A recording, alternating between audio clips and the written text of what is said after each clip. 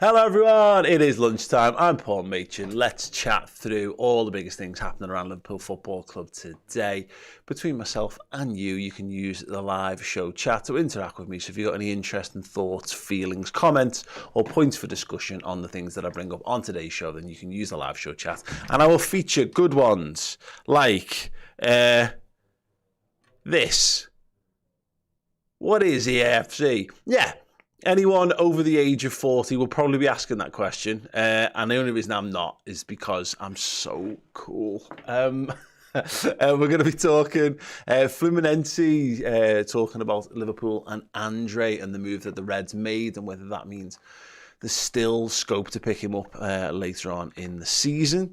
The latest on Mohamed Salah and the Saudi interest in him, with the deadline day set for the Saudi Pro League at 10 p.m. tonight, which means that right now we've got 9.5 hours left to ride the storm out. Although Mo Salah is not, he's been called up for Egypt, he's not involved with the first match day squad. Why that is will be revealed as well. An absolutely criminal piece of business when it comes to overlooking players in the Ballon d'Or awards. We'll chat through the EAFC ratings and a couple of the bits and pieces as well, depending on how the afternoon goes. So yeah, do feel free to get involved with all the good stuff. I'm going to start with the EAFC ratings. People who have been watching Red Men for a long while will know I don't really play. I never really played FIFA. I've owned every FIFA game ever. Literally everyone. I've got the Mega CD version of EA International Soccer, for example, just because I'm odd. But I don't really play it, the more modern iterations. So I will need a little bit of help in sorting out the wheat from the chaff in this one. So anyway, yeah, the ratings are out. Van Dijk, apparently 89. Salah 89, Alisson 89, the three best players in the Liverpool squad. Trent at 86, Robbo at 86 at the seconds.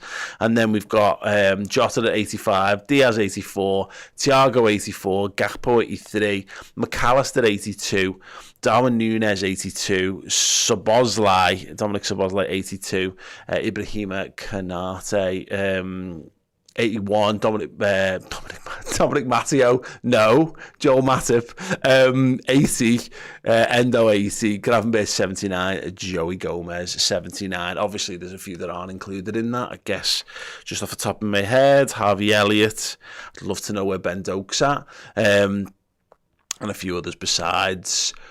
Anyone seen this? Anyone have any particularly strong thoughts on this? From what I know, Van Dijk and Salah have had downgrades. I think Van Dijk was 90 on the last one, right? But is there anything in there that particularly stands out?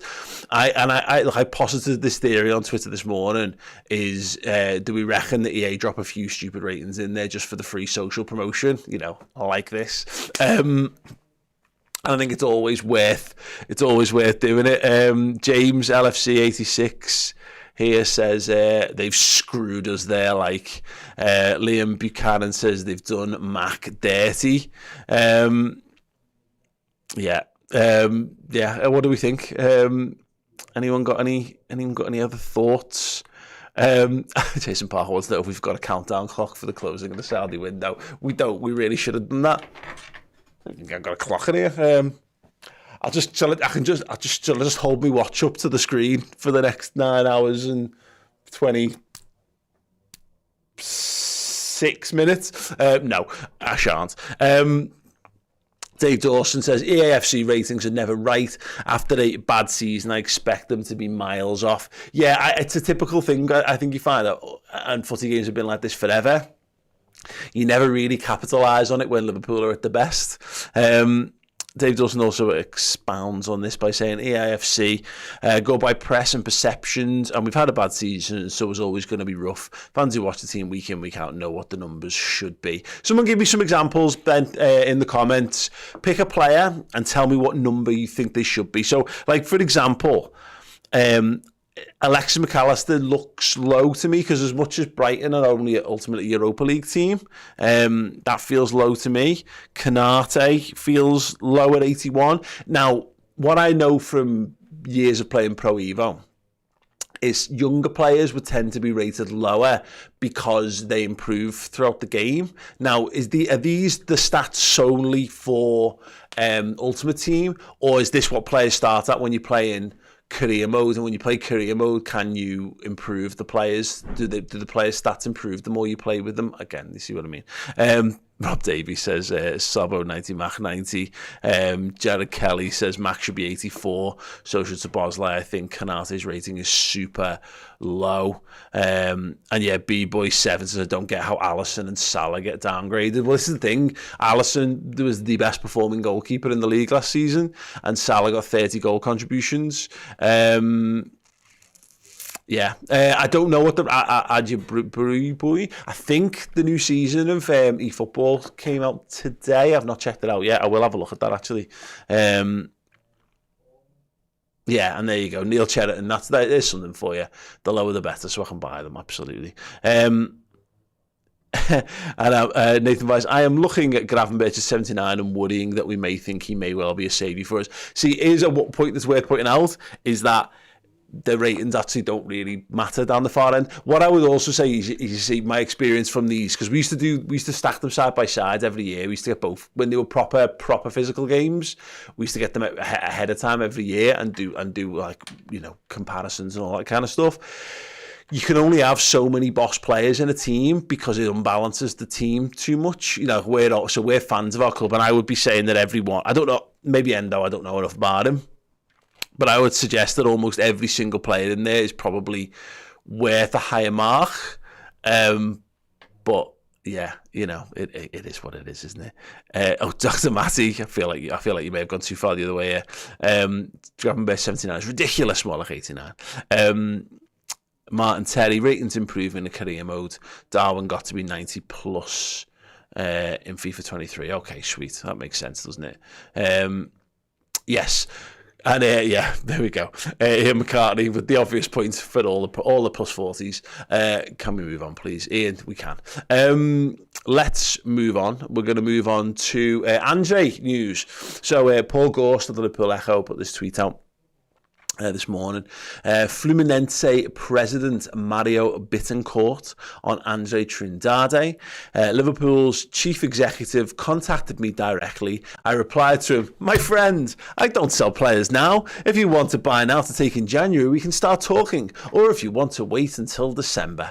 So, yes, there you go. The Fluminense president's lifting the lid on what we'd all kind of known it was a pretty poorly kept secret. That Liverpool were very interested in Andre. It doesn't definitively answer the question about whether Liverpool's interest in him is over or not, and I suspect there'll be some eyes cast over the squad from Liverpool's transfer team in the next couple of months and really see where we lay. I wouldn't be against it. I still think there's very much space for someone who is a 6. Now, I've seen it actually mentioned that, you know, I don't know whether he is, and if you've watched more of Andre than I have, would you say he is that would be a long-term first choice 6 for Liverpool? That's what I'm interested to know, because I do think that Endo is very much a short-term solution. Look, he's got like a 3-year contract, hasn't he? But I think you do a year or two of him with diminishing returns. But in the meantime, either you're grooming Gravenberch or Jones or whomever, or McAllister. But I do think there's something to us. His squad space, I think Fabinho was going to move on at the end of this season anyway, in which case we'd have then been looking to buy someone else. In fact, there's a good question from Mohamed. He says, Andre, a Thiago replacement for me. Yeah, I do feel like we've done the Thiago replacement. It's just whether we want more depth across the board. So, like, is he? I think McAllister's the Thiago replacement ultimately. And it's whether you want someone else who's a bit like that. And I don't know that Andre's. I think Andre's a bit more of a competitive midfielder than that, to be perfectly honest. Tony Horse says Andre in January, maybe Thiago sold. Again, it's definitely Thiago's last season at Liverpool. I have a feeling he's going to leave on a free and maybe go back to Barca. James LFC says he'll probably end up at West Ham. And then Meme Guy says, by January, other teams will also want him. Maybe. That's possible, but I think there's one thing that's certain. Most teams who were in the market for a DM spent big and got their DMs, even, you know, the ones who we were considered to be lower down the pecking order, West Ham being an example, obviously picking up Edson Alvarez. I'm not sure there's going to be great competition for him, certainly more than there was. There certainly didn't seem to be a great deal of competition for him in the summer transfer window when there was a lot of clubs looking for defensive midfielders. And yeah, and it's a good point actually on the Thiago one from Devlin. Says, I'm really excited to see Thiago this season with legs around him in midfield. I'm here all day for one more hurrah from Thiago when he just gets to be a real luxury player and comes in as and when we want him to. KJ here saying, I want Paulinho even now. I think Paulinho was... I think it was this summer or nothing, if I'm being honest, as far as Liverpool's interest. The problem is that he's... I think he's too old to take that punt on. Radizzle absolutely nails it. You know, you're in the dregs of an international break when you have to speak about FIFA. EAFC, come on, any football.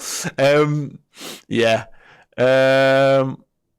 Yeah, I mean, that's a good point from Chris Adams. Andrew will be exhausted in January, already played 40 games. Yeah, and that's another interesting point on him is obviously they've got the Copa Libertadores final to come, right? But then there's potential of the Club World Cup off the top of that as well.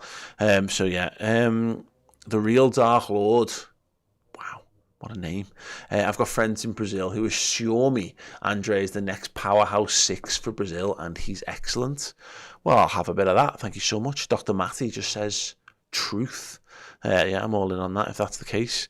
Yeah, again, that's what I mean. I think Endo, we might get more out of Endo than we think or hope for, but we needed to get a capable body of playing that position, which we did, which took the pressure off. There's other lads who can obviously do it in different ways.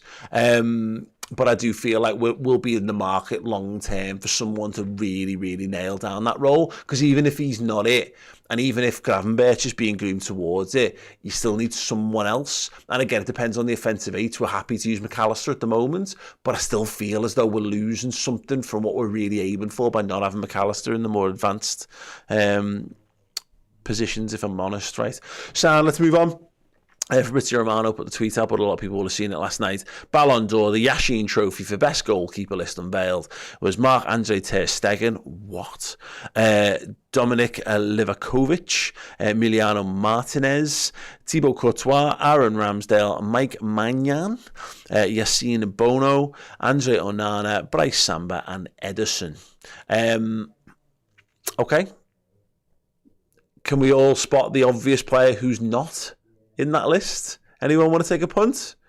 Anyone want to take a punt to the obvious player wasn't in that? It's wild. And I get it. And I know that often we're punished for what your team does or doesn't do. So like I didn't expect Salah to win the Ballon d'Or after he didn't win AFCON. They didn't qualify for the World Cup and Liverpool didn't win the European Cup. It was all any of those would have been headline moments that I think would have got him over the edge. But I don't know. You see certain players getting those votings for the Ballon d'Ors and the best midfielders and all that kind of stuff year on year, almost on reputation. And I do find it odd that you would take the best goalie in the world out of that conversation. Feels really strange for me. Now there are some stats. So Andrew Beasley at Base Tune to Red, I just want to get this up, said a lot of these guys won major trophies, but you're telling me the best performing goalkeeper in the big leagues doesn't even get a nod. Apparently you are. So yeah, in terms of the rankings there, Alisson Becker coming top of the pile over Ederson, Onana, Ramsdale, Bunu, Maignan, Courtois, Martinez, Samba, ter Stegen. Yeah, and yeah, absolutely, Carlos. Yeah, David James criminally lacking from that list, as his meme guy shouts for Vesterveld as well. Yeah, absolutely. And Nigel Smith is a great point. Ramsdale was so good that Arsenal bought a replacement. Yeah, I know. Wild, that, isn't it? Absolutely wild. Yeah, I mean, look, these things happen. They do. I just find it mad. I find it really mad that Alisson doesn't get the respect that he deserves in that one, to be honest. Wild. Absolutely wild. Right, okay, cool. Let's move things on. So, Mohamed Salah news. So, as mentioned, the Saudi Pro League transfer window shuts in 9 hours and 15 minutes. This is Anfield. And by Jack Lusby, who is reporting on another article, which I'll get to, saying with the Saudi League's transfer deadline closing in, Al-Ittihad are no longer expected to make a late push to sign Mo Salah from Liverpool. The Saudi transfer window closes at 10 p.m. UK time on Thursday, with clubs across Europe hoping to avoid any late departures for key players. Chief amongst those, of course, is Salah, who's already been the subject of a bid up to 150 million from Al-Ittihad. The initial verbal offer only guaranteed Liverpool a 100 million fee, with the remaining 50 million in add-ons, but regardless of the structure, the club are not willing to sell. But there remained a fear that a new bid of 200 million could arrive on Thursday and see Salah leave Anfield with no chance to sign a replacement. However, according to the Telegraph's Mike McGrath, while that package is ready to be presented, Al-Ittihad fear time is running out. He says there has been no appetite on Liverpool's side to engage in what would be a world record deal, and for that reason, Al-Ittihad believe it is too late to get a deal done before the 10 p.m. deadline. What are your thoughts on this? We did see some sort of mutterings last night about this, because of course it's weird that none of these offers are being like officially submitted. They're all being done in like a back alley kind of way. So I don't really know. None of us really knows where we're at in terms of like a proper bid. I will have a look. Actually, I did see, I think it was it Grizz Khan? He put something last night. I'd love to be able to find his Twitter account to be able to put it up. Let me find him. There he is. Our good friend, Grizz Khan, we don't seem to follow for some reason. Let's rectify that. He has a tweet which is taking 60,000 years. Oh yeah, sorry, no, that's a parody account. That's why he's not being followed. I'll find him. Anyway, yeah, he was reporting that Liverpool had turned down a world record bid. I just don't see a world where Liverpool are selling Mo Salah now. I think it would be a bit daft, to be perfectly honest. What do we think? Is there a bid that you would just... Is there a tipping point? I don't think there's a tipping point for Liverpool, because I think there's principles at work at the moment.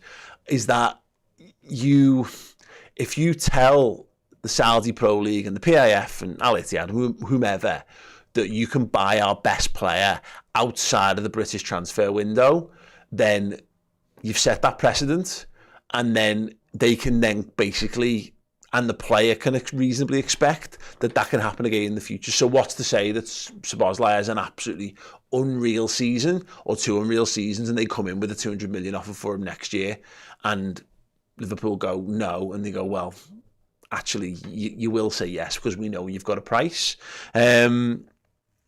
That's a little concern. So I do think it's got shades of the Coutinho deal for me, whereas I think Liverpool dig in. I think Liverpool might ultimately end up accepting less money next summer than what they're going to get this time around. But for what it's worth to them in terms of the food chain, just maintaining that and also not weakening their proposition. Liverpool want to get back in the Champions League. Liverpool want to challenge for honours. It would be stupid, but I agree. I'm seeing comments here that that talks about the money on offer here. There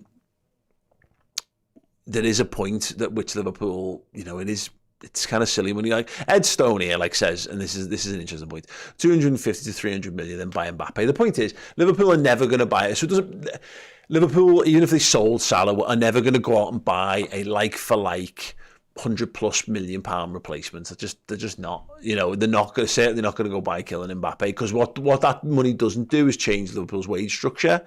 So as much as that's what you do in Footy Manager and you do it in EAFC and eFootball, what that money would do is rebuild Liverpool's squad. Again, like the Coutinho one, means you get a game change in a couple of positions. You buy Alisson or you buy Van Dijk, then you buy Alisson, and you're off to the races. Now next summer, that might mean you can go and buy the best in class available DM and the best in class available centre half, or two best in class available centre halves, and have money left over to do whatever else you need to do, and then you've got a perfect team all of a sudden, much like 18-19.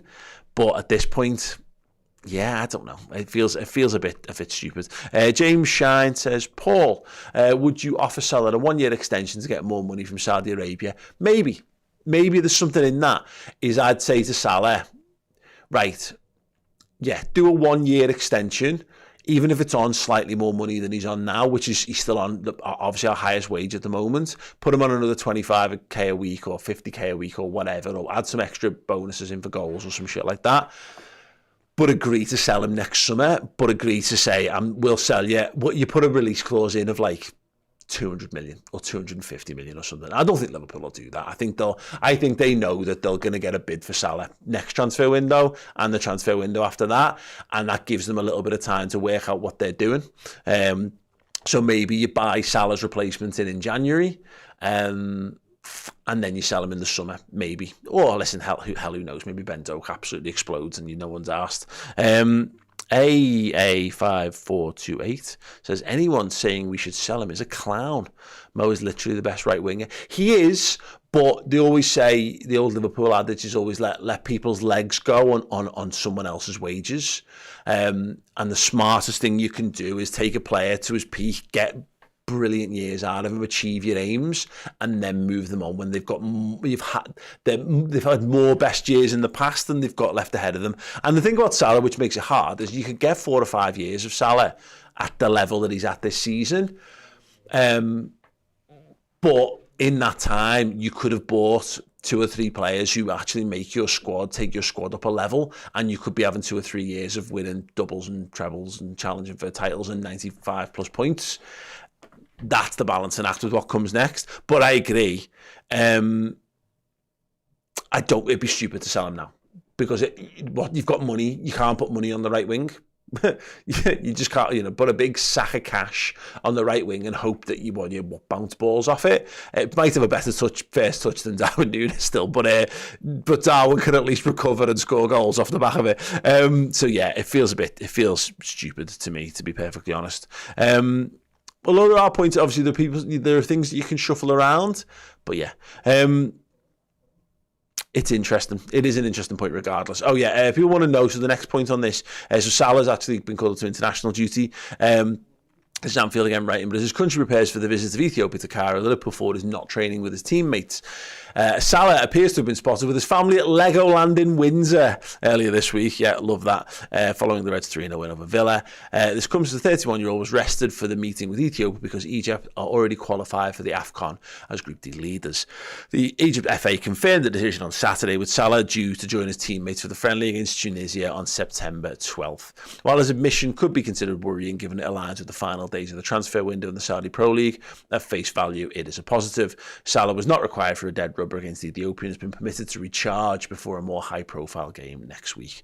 Fears will not be fully allayed, of course, until the Saudi deadline passes on Thursday. And then here you go. The Eye were among those to report an incoming bid of 200 million on Tuesday, with Saudi sources of the belief that Salah would at least want to hear Al-Ittihad out. But yeah, it doesn't look likely, as much as that's a thing, and I don't mind actually Egypt being sensible with him, to be perfectly honest. You could do far worse than that. Dana Jacks here with the very good pointers. I can breathe again. I've been miserable for the past week and a half. And here's one actually from James.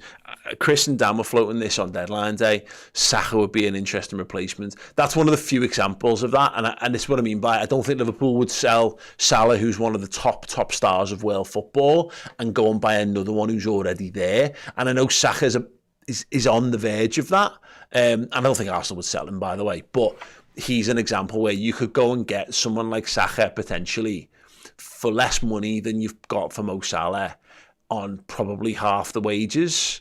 And you still got room for improvement there as well. But again, very unlikely. I think the chance to get in was probably a year or two. Him and Martinelli, there was like a 2-year, maybe during COVID, if the COVID hadn't hit and Liverpool still had dough, that's when you maybe would have pushed the button on that. But listen, things can combust at Arsenal very, very quickly if they don't continue down a decent positive path this season, which I think they will.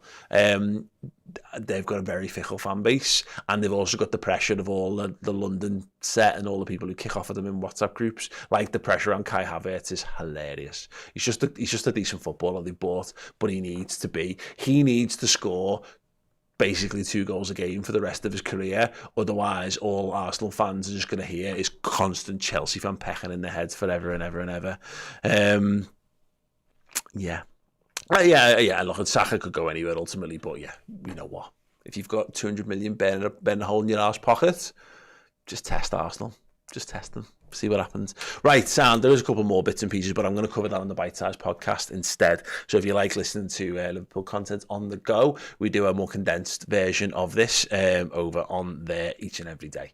Regan with the super chat says, Alphonso Davies to replace him was meant to be right wing. I don't understand what that means, but I like Alphonso Davies. He would be good.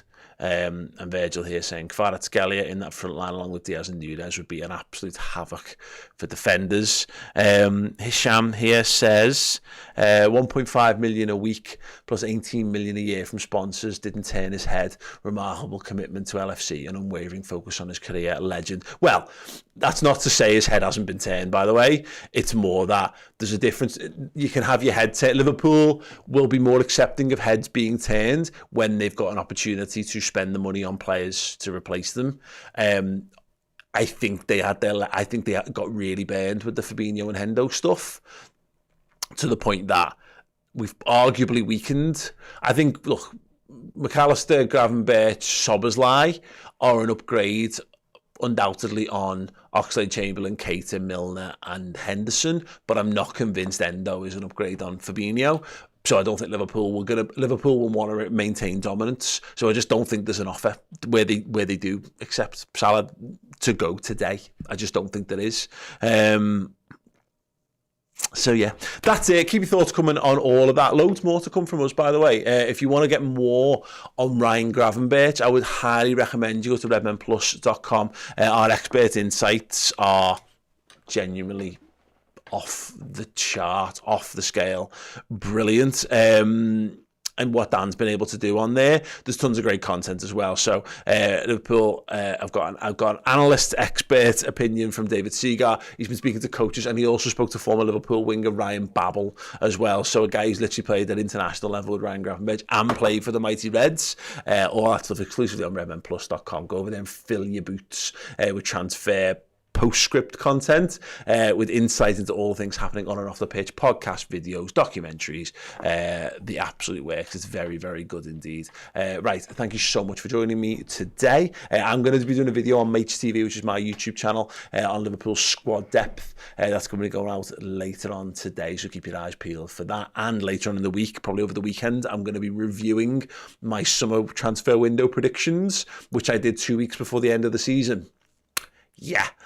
So yeah, head to Mates TV and check them out as well. Anyway, that's it from me. Have a boss day, and I'll see you all very soon. Ta-ra.